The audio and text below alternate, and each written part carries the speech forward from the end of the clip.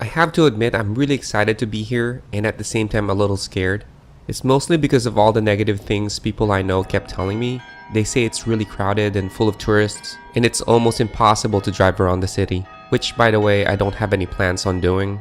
And the worst thing I hear is that there's a lot of pickpocketing going on. Well, despite all that negativity, I believe there's more positive and beautiful things about Rome. Well, that's why we're here. So as I look through my hotel window, waking up from the sound of the bell tower of this chapel, which by the way makes me wonder if this church is actually significant, we thought of starting the day by going to a museum, the National Roman Museum to be exact. Well, the reason is it's only a few blocks away from our hotel.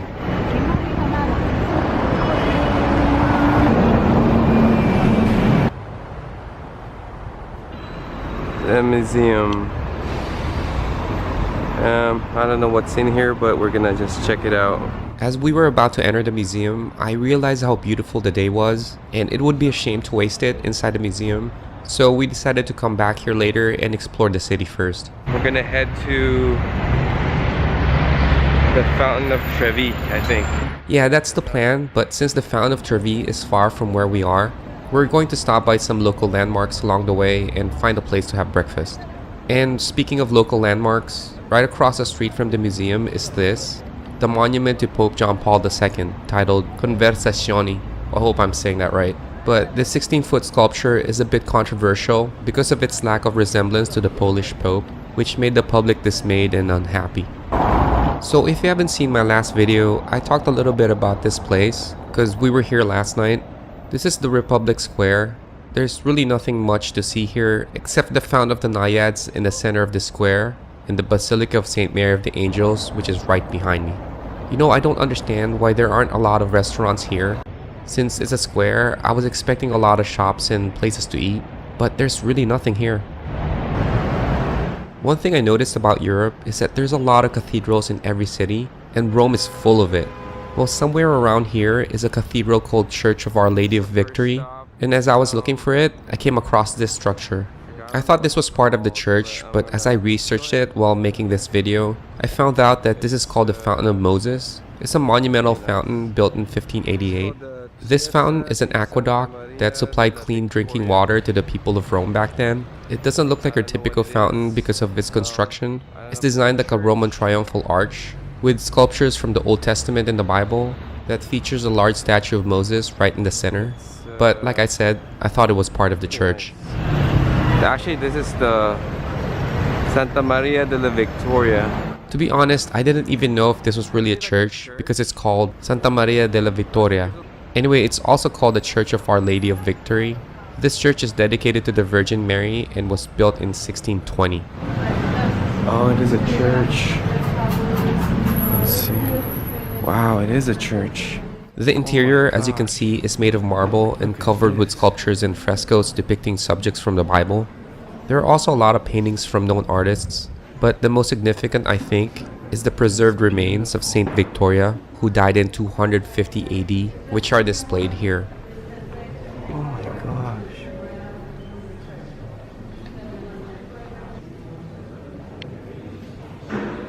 Even though they have Saint Victoria's remains here, this church is actually known for this sculpture.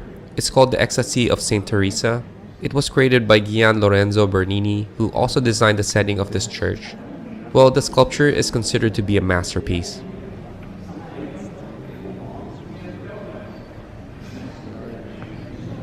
This is really beautiful. Is that Santa Maria Victoria?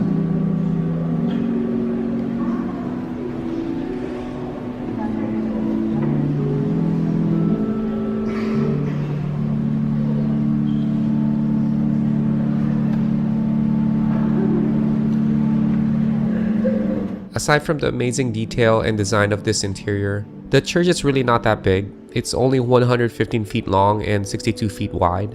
But the sculpture and paintings inside this chapel is reason enough for people to come and visit.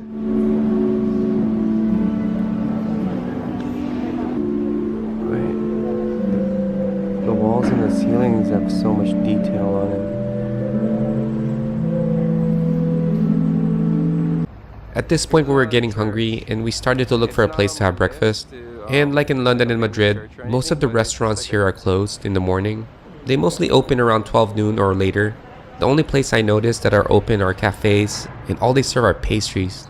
But I wanted something aside from sweets. I really wanted pizza. So as for breakfast, we're probably gonna eat here.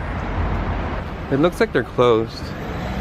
So you know what, we're just gonna get something close to the Fountain of Trevi.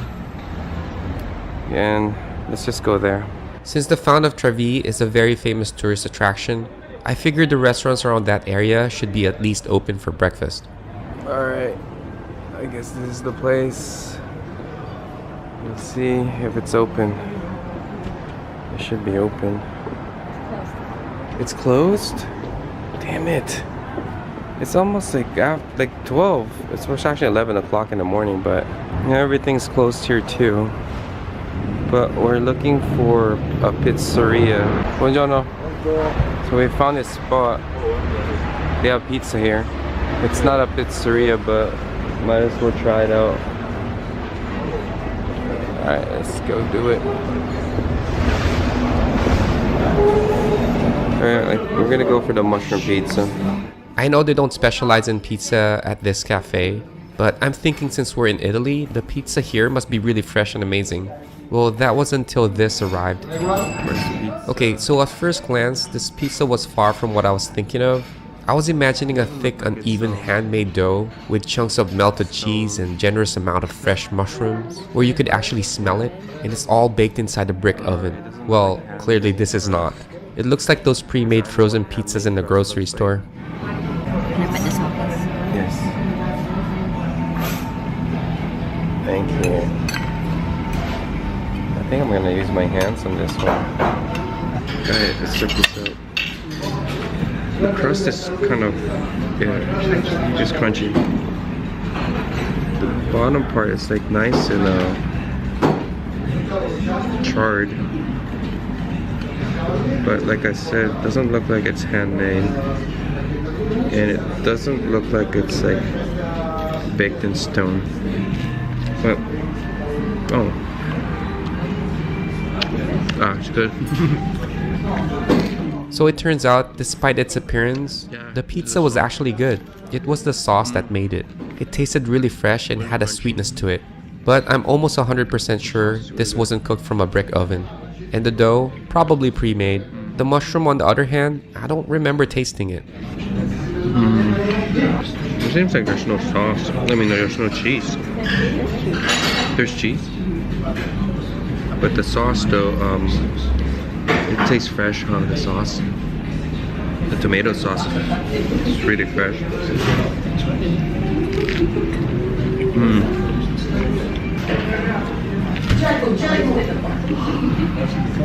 It's really good. It's really good. Good pizza. After we finished off this pizza, we made our way to the Fountain of Trevi, passing through cafes and restaurants that are getting ready to open. Fresh seafood. I don't know if it's cooked or not. The fish doesn't look like it's cooked. But it's just sitting here in the street. No, this is not the Fountain of Trevi. We just happened to pass by this. This is actually called Trevi Fountain. Of course, I didn't know it then, but this fountain is from the 17th century, located here at the Piazza Barberini. It's about an ancient Roman sea god depicted as a merman, healing over 4 dolphins. Its purpose was to provide clean water back then, and eventually became one of those fountains that people throw coins in. I can tell we're getting closer to the Fountain of Trevi, because it's starting to get crowded. The Trevi Fountain is probably the most famous fountain in the world. It appeared in many movies. Most notably is the Roman holiday and 3 coins in a fountain. It attracts millions of tourists every year, and majority of them throws a coin into the fountain. Well, the legend is that by throwing a coin in the fountain means that this ensures your return to Rome one day. Let's see if I can get closer here.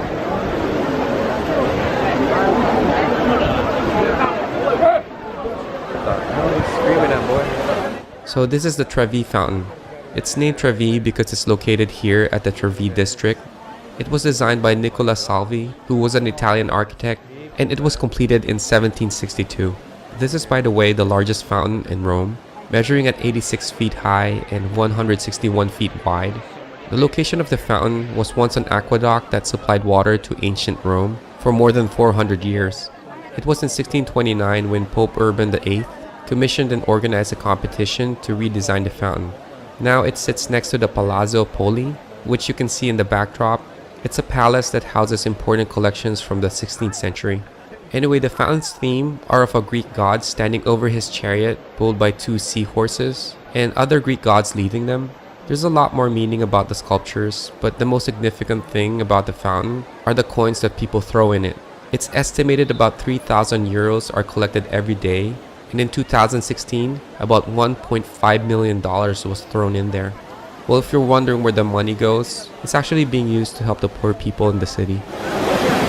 Alright, I'm kind of jocked for position here. It's crazy. It's just everywhere. I can't even lift my camera like this because people are like trying to take pictures. But, yep, that's the fountain.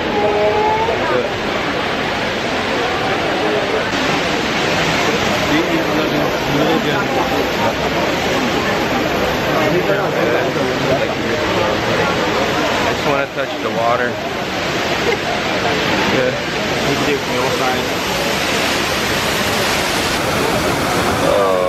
I wanted to throw some coins in there, but we didn't have any. And I'm not really sure if I'll ever come back here again, because there's just so many cities and countries that I plan to see and visit. Nice, the water's clean.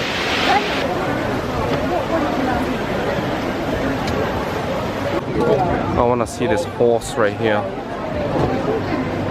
It's so nice. Look at that horse.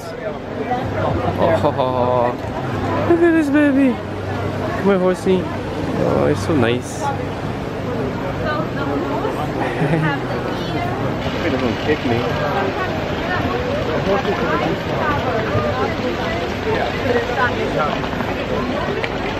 This is the restaurant we're supposed to eat at or have breakfast in, but we already had our pizza, so I just want to check it out and see what's in there. Oh, it's like ham and stuff. It's a famous spot where you can eat. Yeah, it's really tight in there. I'm glad we kind of had that pizza. So we're gonna go to the Spanish Steps now, which is this way. The Spanish Steps is also one of the well-known attractions here in Rome, and it's only a few blocks away from the Fountain of Trevi. And it was also featured in the movie, The Roman Holiday. Okay, the Spanish Steps right in front of us. This staircase is well known in Europe. It's also a popular meeting point for the Romans. It was built between 1723 to 1725, and it has 100 or so steps, which connects the Piazza di Spagna at the bottom and the Piazza Trinita dei Monti at the top. There's like some kind of monument right there. That one, I don't know what that is. But the most famous part of the place is this, the Spanish Steps. It's like a fountain right here. I don't know what that is. But I'm gonna walk up that steps right now. I read that this monumental stairway was built to link the Bourbon Spanish Embassy and the Trinita dei Monti Church, which was under the patronage of the Bourbon kings of France.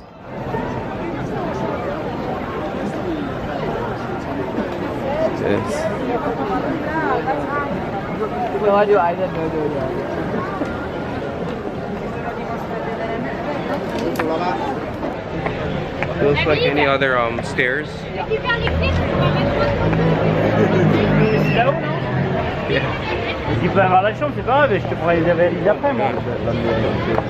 Steps is kind of tilted. Maybe because of all the people walking it. Isn't it kind of feel tilted? Steps. I'm gonna go all the way up to the top.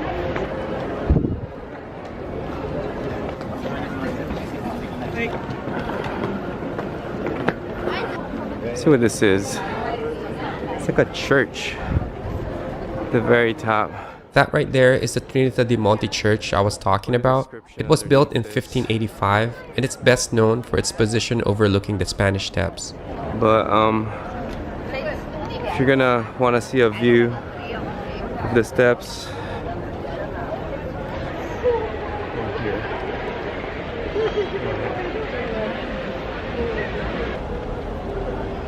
Yep, we're at the very top of the Spanish Steps, and this is what it looks like. Yeah, Trevi Fountain. That's what Yeah. It's kind of weird though, the steps is kind of like slanted a bit. You know, the only reason I know about these steps is because of the movie Roman Holiday. I remember the scene right here where Audrey Hepburn and Gregory Peck were talking while she's eating ice cream.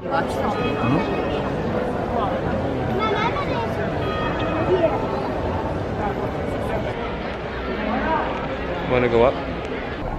We didn't go inside the church, instead we headed towards the Villa Medici, which is just a few yards away. The Villa Medici was acquired by Ferdinando de' Medici in 1576 for the purpose of showing the family's influence and dominant power in Rome.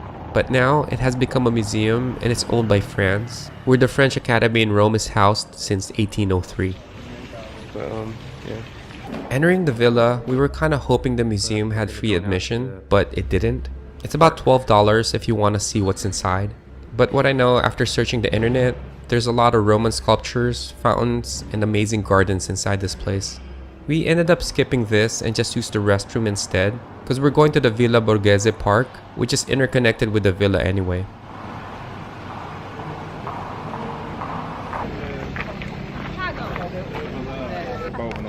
This spot here is called the Terrazza Viale del Belvedere. It's a spot here where you can see an awesome view of the city, and I read that the sunsets here are just amazing. It's the Vatican right there. As we hang out a bit here, thinking if we should go to this square called the People's Square, I was having second thoughts because the square is located down there and the park we're going to is up here.